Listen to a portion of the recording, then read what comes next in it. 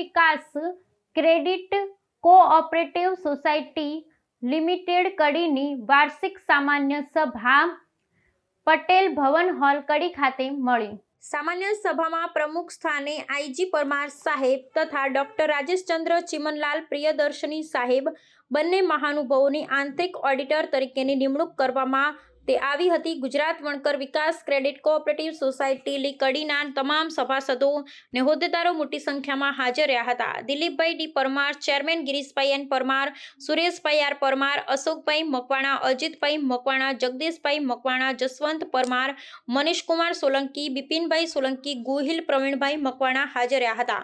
તેમજ સભાસદો પણ હાજર રહ્યા હતા અને 2024-25નું વાર્ષિક ચોથ કરવામાં આવ્યું હતું। આમ Gujarat Vankar Vikas credit cooperative society limited કડીની પટેલ ભુવન હોલ ખાતે મળેલી હતી। સૌ સાથે મળી હળવો નાસ્તો કરી ને સૌ છૂટા પડ્યા હતા। રિપોર્ટ ભાવેશ પરીખ, કડી।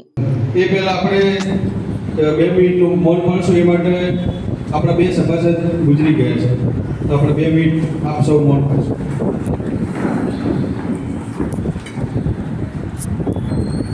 નામ બોલો। રમણભાઈ જગાભાઈ, ગામ કરેનગર, અને મહેશભાઈ ભીખાભાઈ, ગામ દેત્રોજ। આ 2 સભાસદોનું મૃત્યુ થયેલ છે, તો એમને અમે ક્રેડિટ સોસાયટી તરફથી બંનેને 10-10 હજાર સહાય કરેલ છે। ઓમ શાંતિ શાંતિ શાંતિ।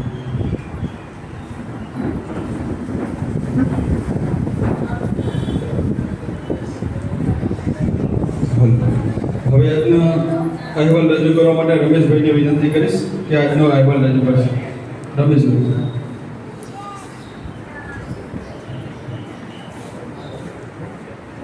જય ભીમ, નમો બુદ્ધાય। અત્રે પધારેલ ગુજરાત વણકર ક્રેડિટ સોસાયટીના ડિરેક્ટરશ્રીઓ, ચેરમેનશ્રી, વાઇસ ચેરમેનશ્રી, મેનેજિંગ ડિરેક્ટર અને સભાસદ ભાઈઓ અને બહેનો, આપ શ્રીને જણાવવાનું કે આજે આપણે 4 વર્ષ પૂર્ણ કરેલા છે આપણી ક્રેડિટ સોસાયટીએ, અને આપણે 5મા વર્ષમાં પ્રવેશ થયેલા છીએ। હવે આપણે 2023-24નો જે આપણો હિસાબ છે 24-25નો, એ અત્યારે આપણે બધાને રજૂ કરીશું અને આપણે અહેવાલ રજૂ કરીશું।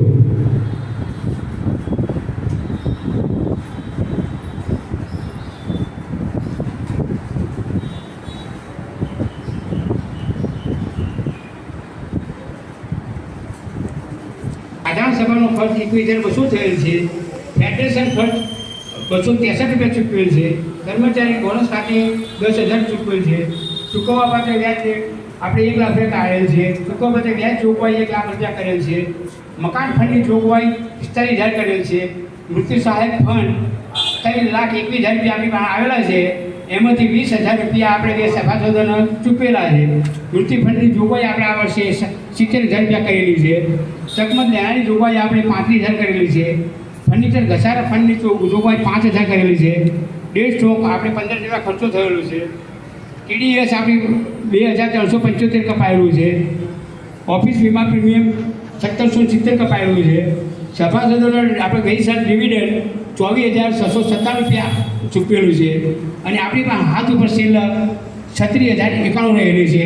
એમ ટોટલ 2001-24થી 31-25ની અંદર આપણી પાસેથી 1,59,61,862નું 826નું ટર્ન ઓવર કરેલ છે। આપણે આખું પાછું કરેલું છે। 1,59,61,826 રૂપિયાનો આપણે હિસાબ થયેલો છે આપણો।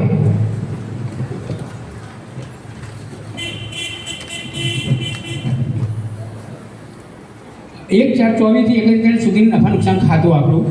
આપણી વ્યાજની આવક 6,67,248 રૂપિયા। સ્ટેશનરી આવક 1,200 રૂપિયા। ટોટલ આપણી આવક 6,68,448 રૂપિયા આપણી આ વર્ષની આવક થયેલી છે।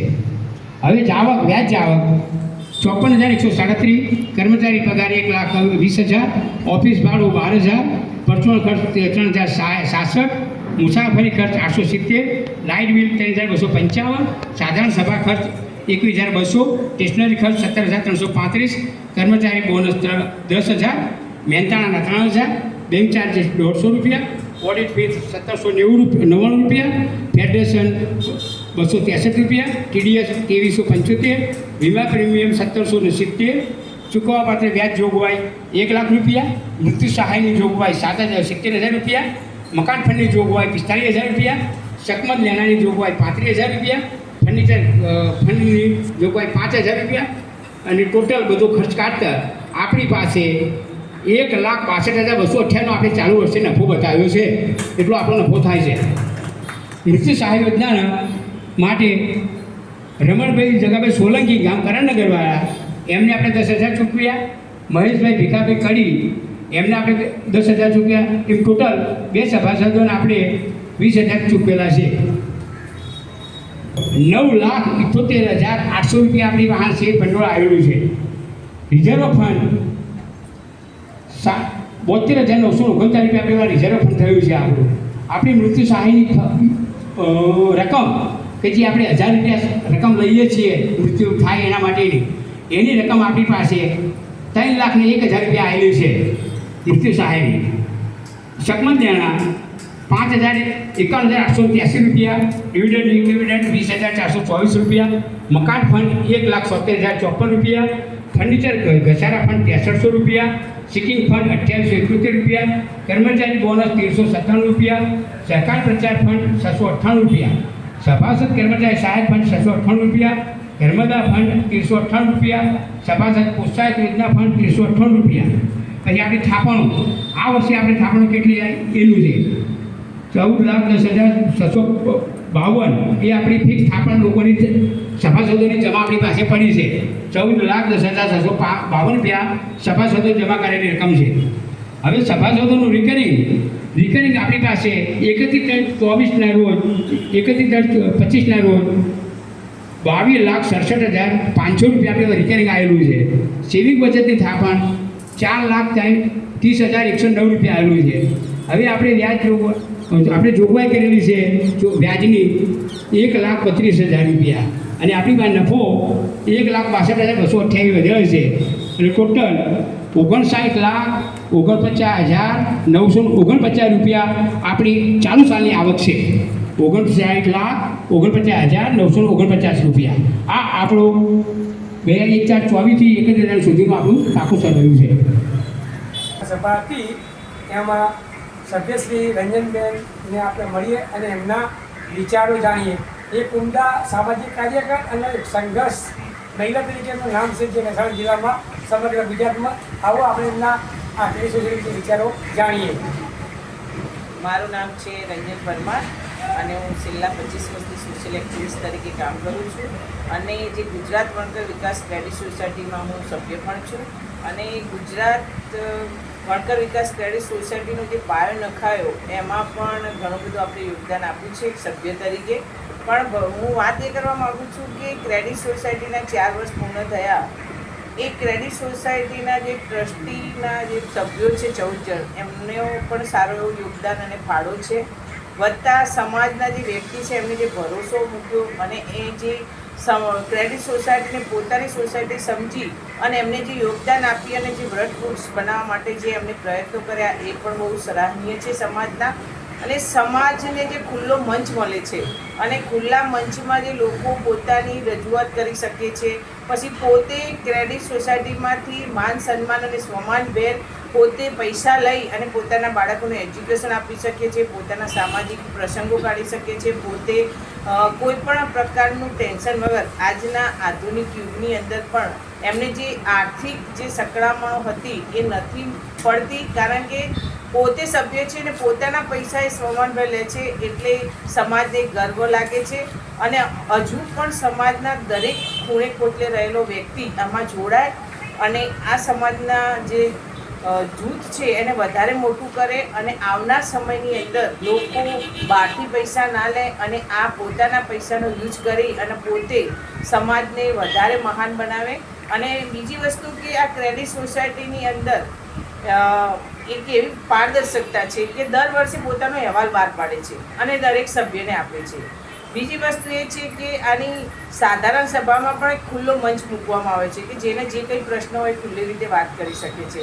તો એક સભ્ય તરીકે અમને એટલો સંતોષ છે કે જે હિસાબ કિતાબની વાત છે, ડોક્યુમેન્ટની વાત છે અથવા તો જે સમાજના સવાલો અથવા તો જે સમાજના પ્રશ્નો છે એના સૂચન તરીકે સ્વીકારી અને દર સભાની અંદર એનો ઉકેલ લાવવામાં આવે છે અને એના કારણે જે સમાજ જોડાઈ રહ્યો છે અને આજે સારું એવું ભંડોળ સમાજમાં રહ્યું છે. અને સૌ પ્રથમ આ ક્રેડિટ સોસાયટીનું અમે રજિસ્ટ્રેશન કરાવવા ગયા ત્યારે અમને એક જ જિલ્લાનું આપવામાં આવ્યું હતું, જ્યારે અત્યારે અમને બીજા 2 જિલ્લાની પરમિશન આપવામાં આવી છે.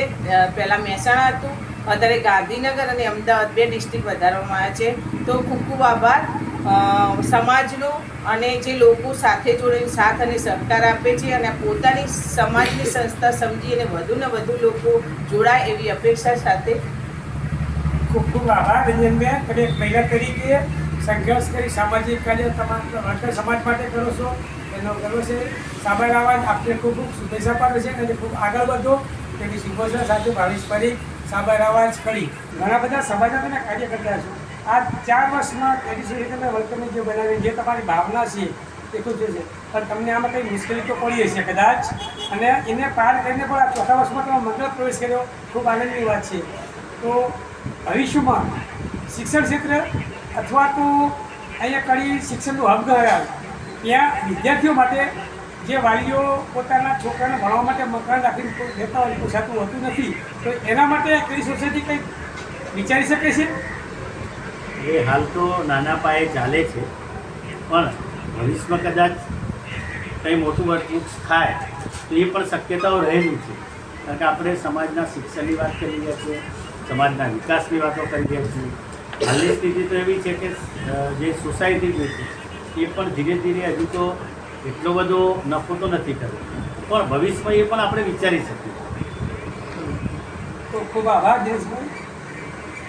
ગુજરાત વર્કર વિકાસ ક્રેડિટ કોઓપરેટિવ સોસાયટી લિમિટેડની છોટી સભામાં આપની મુલાકાત કરી અને આપ ખૂબ સમાજ પ્રત્યે સારી ભાવના છે અને આગળ વધો એવી સાબર આવાજ વતી શુભેચ્છા પાઠવું છું. ભાવેશ પરીખ કરી, સાબર આવાજ ન્યૂઝ. આવા ન્યૂઝ જોવા માટે સાબર આવાજ યુટ્યુબ ચેનલને સબસ્ક્રાઇબ કરો અને લાઇક કરો, જેથી હવે પછીના દરેક સમાચાર સબસ્ક્રાઇબ કરેલા હશે તેઓને નવા સમાચારની માહિતી મળી જશે.